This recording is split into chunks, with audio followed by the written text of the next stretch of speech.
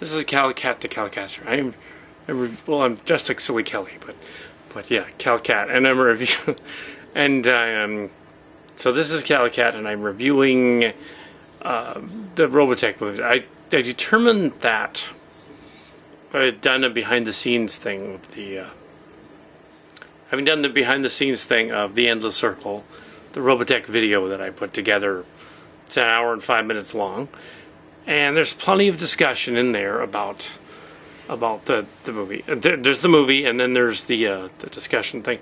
The longer DVD, which is free, which you probably will never see, really has the full length version, whereas the YouTube one has the one where I took out the review of Love Live Alive, the review of Robotech, and the review of Sentinels. All these extra things that are thrown in there. The Robotech, the other story, the Rick Hunter returns and all that. Because I felt that they didn't need to be in there unless you were really a diehard Robotech fan and really needed that footage in there. So this is sort of a replacement for that, sort of an after. The premise that the ship gets home has been explained a few times already. That in the American version of Robotech, they put a cliffhanger on the end of the show in 1985, anticipating, oh, they'd make more of them. Whereas in the Japanese version, the generations were not related. So in the Japanese version, you had Macross and Space Cavalry Southern Cross, and Space Climber Matsupieda, and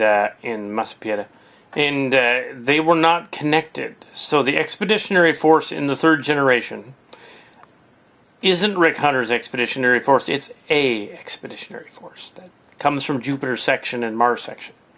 First Mars and then Jupiter to this planet. And basically the Japanese version of Southern Cross as well was completely different. It was more of a... they were a colony on another planet. It wasn't even Earth. Like 2 moons in the sky and everything.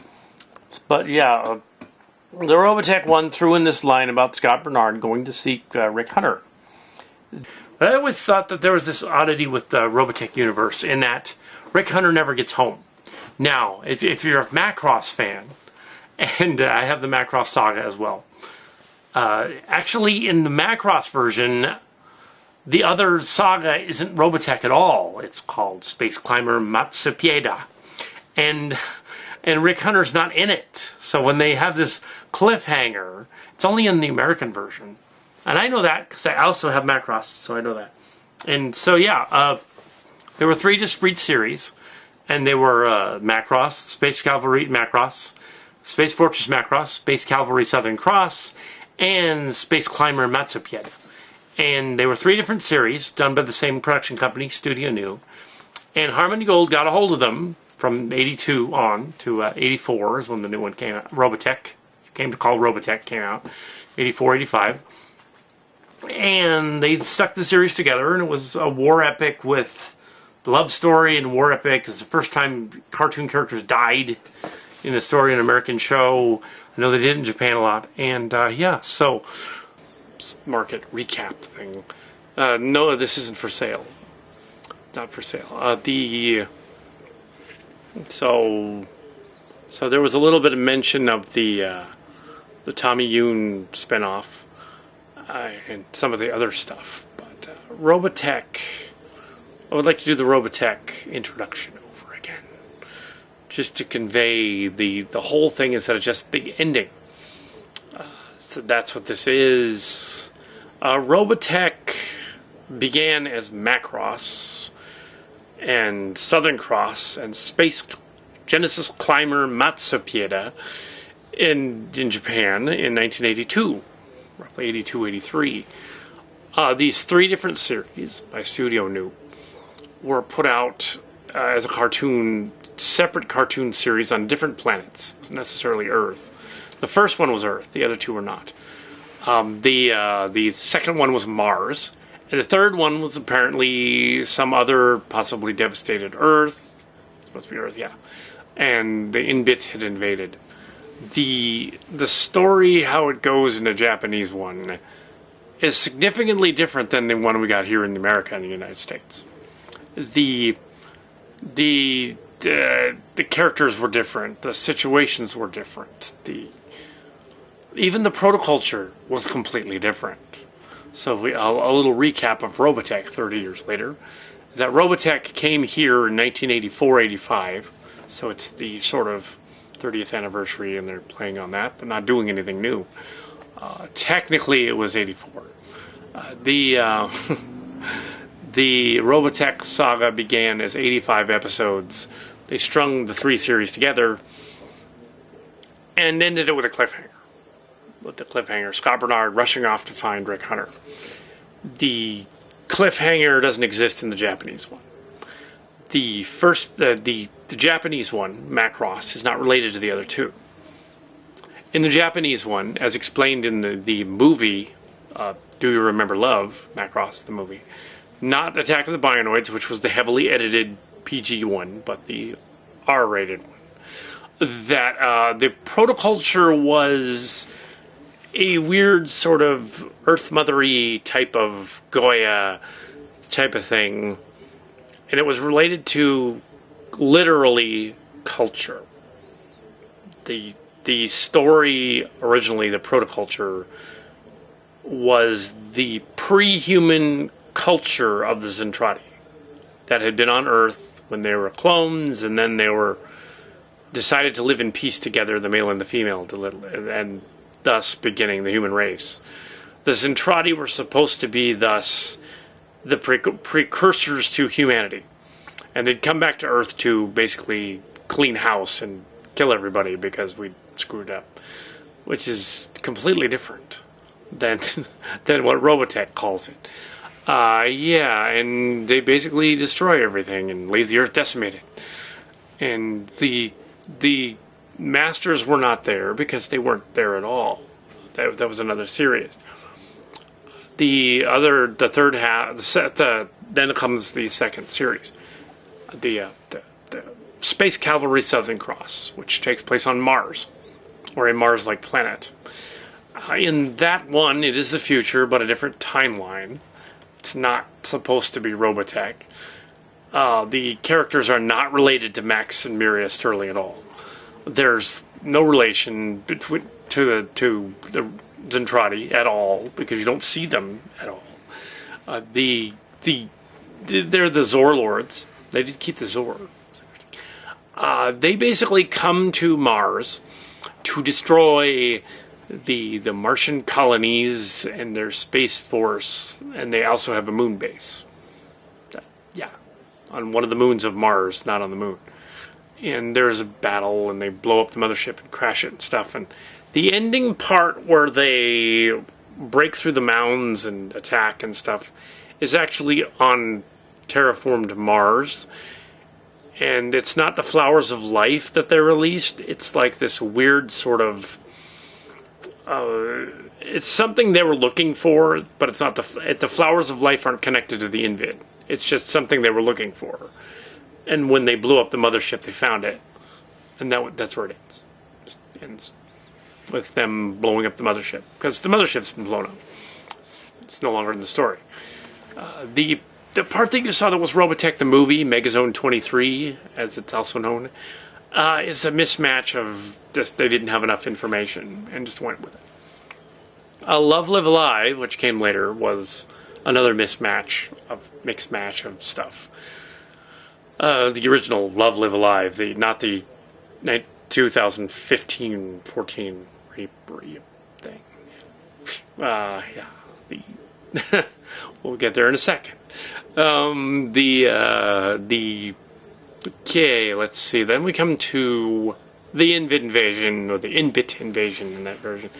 Genesis Climber Matsubieta, which Scott Bernard saga, and Mint and Annie Rook and Rubble, and actually the characters in that one are more similar to the actual Robotech ones, in that they kind of didn't change much, but they got some things wrong. They got Lunk completely wrong. In the Japanese one, he's kind of cowardly. And they refer to him as that until he makes amends by being among the rebels for a while. In the American one, they sort of removed all of that. And they don't see him doing cowardly things like hiding behind bushes and stuff. That's the Japanese one. The Inbit are a race of protoplasmic beings who come to Earth to completely subdue it. Not because of flowers of life and protoculture, because that doesn't make sense, because they're not connected. But because they're jerks. And they want to destroy the Earth. Eventually they learn, and that's part of the Robotech story as well, that the human species is actually the prime mover on the planet. Even though they could have figured that out. And then they decide to leave. And when they decide to leave, the Expeditionary Force shows up and tries to stop them from leaving. And tries to activate the nukes to blow them up. They don't want them to leave, apparently. That's completely different than the Robotech one. And the bad guy tries to activate the nuke bombs, which they call the Neutron S missiles here, but are nukes. They're nukes. And they go boom, and the Invid destroy the fleet and the nukes, leaving there to be no fleet up there. And Scott Bernard flies off to find Jupiter section. That's all. Goes to Jupiter section, to Jupiter base. That's where he's headed. Then we come to the American Robotech, where they wanted to tie everything in and make it protoculture and Invid. And the Robotech masters begat the Zentradi, and then the Invid come along and they take from the powers of life, the flowers of life, the fuel and all that stuff, because they were thinking about oil, but it doesn't make sense. Yeah, so that is what it is. And that's Robotech. And the original Inbit invasion, the Inbit were something like Matrix characters, but they also had the power to be like demigods. So yeah, basically they were invincible. There was no way the fleet was going to defeat them. And the part where they said, you know, Lancer was a crossdresser, that's in there. But the guys that were writing that were kind of homophobic. So they were like, okay, all crossdressers are actually gay. So this character is meant to be gay. He's not meant to have a girlfriend. Lance Belmont is meant to be a homosexual man. So when he helps the freedom fighters in Syrah, he's honoring them. He's not in love with them. And at the end, they sing a concert. He's honoring them. That's all.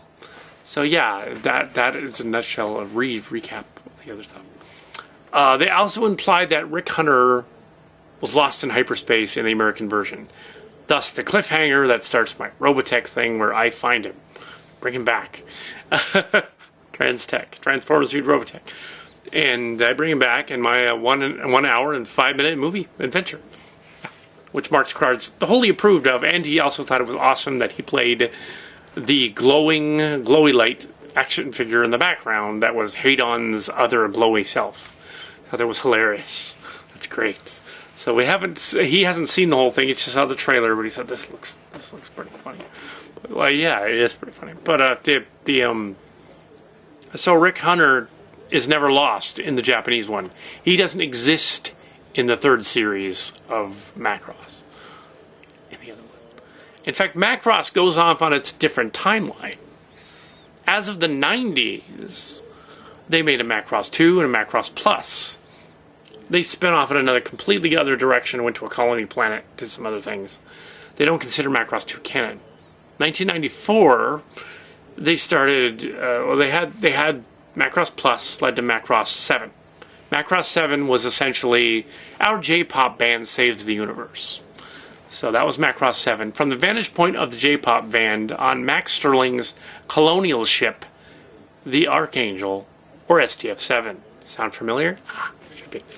That was the premise of the spin-off of Macross Plus. Macross 7 was going to do that. There was some discussion whether we were going to do that, or were we going to put Mylene's band together and have them be G.I. Joes doing something. As a joke, I might put that in there. But it's not really canon. It would be kind of funny to have, like, trying to form a band. But the STF-7, Archangel. So that was the name of the ship. In the Yoon books. And in the which he copied from. And also the Masek books. So they were reading the books, and they thought, yeah, that's kind of cool. Let's throw some of that in there. That's fine. So they did. They threw in that the books ended in the 80s, so they threw them in there, referencing that ship. That was kind of cool. And it might have not been called the Archangel in Macross 7. It might have just been SDF-7 Battle 7. But in the American, like, dub, yeah, they added that. But it's Battle 7. SDF-7 Battle 7. But yeah, so don't try to correct it. I just corrected myself there. But it was Max Sterling, and he was in command, and Marius Sterling was commander of the city. And there were millions of people, which doesn't make sense, because they killed everybody. But the Japanese forgot about that. There's only 70,000 of them. But yeah, okay, and they incorporate the Zentradi in there because they were part of Macross. Macross 7 was followed by Macross Frontier in the early 2010s. Macross Frontier was the 25th anniversary Robotech adventure over there that they did right. And they had the aliens come back, and they have a cat right here. And they had the aliens come back, and the vampire aliens from the other one, which is cool. And they did that. So, yeah. In 2007, meanwhile, Tommy Yoon released a comic book series spin-off called Robotech Countdown and Prelude to the Shadow Chronicles. Prelude to the Shadow Chronicles. And he decided to kind of retcon the ending of the Invid invasion and the Invid war, to which friend Tim and I said, that's not exactly what happened. I tend to think in headcanon the books are probably closer to what Makek was up to, but nonetheless, yeah. But yeah, some of the books were stupid. I mean, the idea that Min-Mei's the savior of the universe is dumb. But it was in the Japanese one that she was sort of the singer savior of the universe. She only saves the ship. She doesn't save the universe. She's the Wesley Crusher, basically, in space. She's the Mozart of time and space, but with singing.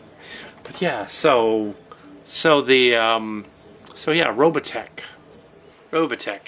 Yes, the Tommy Yoon 2006 movie basically took the premise of Rick Hunter returning home, implied, but didn't actually say, implied that they would be finding him and bringing him back, even though his ship appeared to be in distress in the commercial. I watched it again. They didn't say outright, they just implied it. So they figured that the diehard fans would go like, oh, they're going to find Rick Hunter, it's going to be all new, and they're going to go find him. That isn't what they did. They took the Invid invasion, got many of the original actors, and basically did it from the vantage point of the Expeditionary Force, and changed the endings so the Invid Queen doesn't blow up the neutron nuclear missile thingies, the S-missiles, and doesn't blow up the whole fleet, but just takes all the protoculture and leaves, leaving Ariel and Scott in charge and not including half of the rebels at the end. Very strange and not very well drawn. All the women kind of looked the same. All the men looked a little different, but the women all kind of looked strange. The character models were weird. The Veritechs were all alpha fighters or beta fighters. Even when they changed to the older models, they were still the same.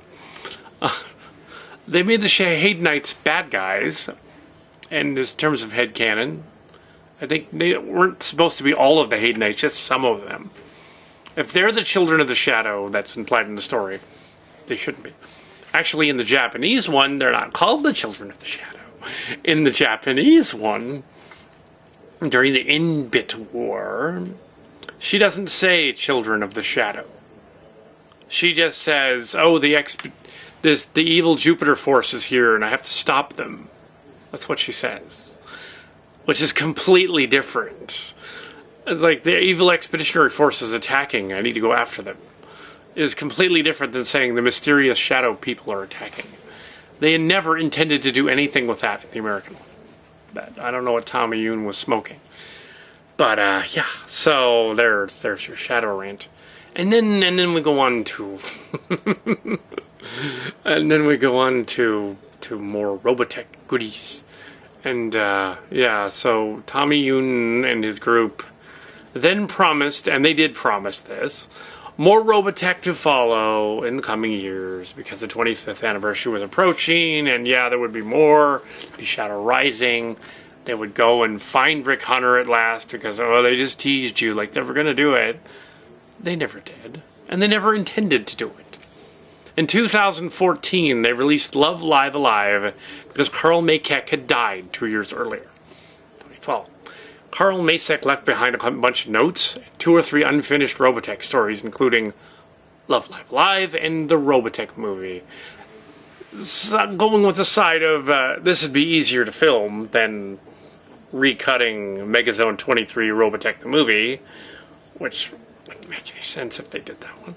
Or finishing the Sentinels, which would be impossible. Or at least getting them to Tyrol, which they would do. Or going to Phantoma, or going to, another planet. That would be impossible too. Tyrol's a planet in the story. A moon of Phantoma. Even though I think it's a city in Italy, actually. But anyway, on the Tyrol, or they were going to go to Optera, and they didn't do that either.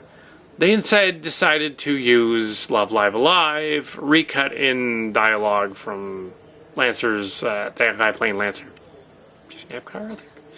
And have him narrating over events from the invasion, told from the vantage point of the freedom fighter Lancer and his friends on the planet, which was essentially identical to the Return of Rick Hunter Kal Kat special story, with the last 4 of the invasion thrown in there, mixed in with the Robotech thing. He didn't get my version, of course. No, it was cross-pollination. It was sort of like the remake, the reboot of the invasion done by Tommy Wayun and his group back in 2006, falsely promised in their trailer by showing Rick Hunter and implying they're going to find him, that's what the story was going to be about. It was actually behind the scenes of the invasion from the vantage point of the Expeditionary Force. Love Live Alive, which just came out last year, is the same thing, but from the vantage point of the Robotech people. I knew about Love Live Alive, and when I did my Return of Rick Hunter mashup, I essentially did Love Live Alive, but without the dumb ending cliffhanger that they tacked on there. I guess I loved Carl Makak or something. And they tacked on the end that Sierra was going to be pregnant. The end of the, I don't know why they did that. That's just weird. She's an alien. Then no, it's not a baby. It's a clone or something. On the same wavelength. What I basically said was I had seen Love Live Alive, the original version, and I thought, it'd be funny to show like a mashup between the actual freedom fighters fighting and do that Love Live Alive, but without the love. So that's what. So I was just doing what. So, yeah, we're thinking the same thing basically, on the same wavelength as Macek was originally. Because watching lots of Robotech, but then we went with that, and theirs is not as much fun. Theirs has a few interesting scenes, but they sort of retconned the Lancer drag queen part to make it sound like, oh, he just did that to be a rebel, which he sort of did, but he sort of didn't. No, Lancer likes dressing up like a chick. The original Lancer in the Japanese one likes doing that. He's not just a straight guy trying to be a girl. He's a gay guy, and he likes to dress up like a girl. Lancer in the story is gay. So he's not interested in Sierra, which leads to the next point. At the end of the story, they throw in this ridiculous cliffhanger. That's Sierra. Mysteriously, they're making House for Three, which is a ripoff of the end of that dumb Tom Cruise movie where he's got like a kid and he's a clone, which doesn't make any sense. Terrible Tom Cruise movie. What was that called? Oblivion. I just gave away the ending of Oblivion, but it was kind of obvious. It's been a while, so Oblivion ends the same way. But I was like, oh god. And even more ridiculous was like Lancer. Now Lancer is an interesting character because in the Japanese version and the American one, Lancer is clearly gay. He's not just a trans cross-dresser. He's gay.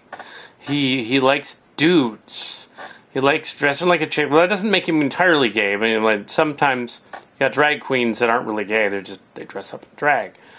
But this guy, no, he was gay, and that's what was curious about the American one, because like the American Robotech 3rd generation, they had Lancer come out as like he's in love with Sierra, but it always seemed awkward. It always seemed like there was something wrong in the translation there.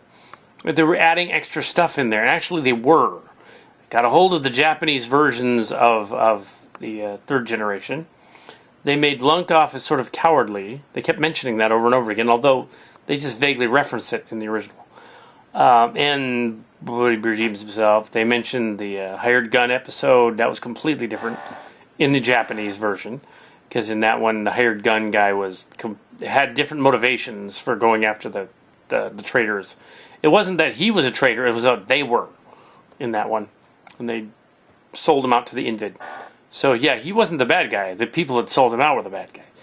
So the same oddity goes with Lancer. They tried to make him just a cross-dressing guy in the remake, and it's like he's not. He's gay, which is fine. It's 2015, but in Robotech it's 2040 or something.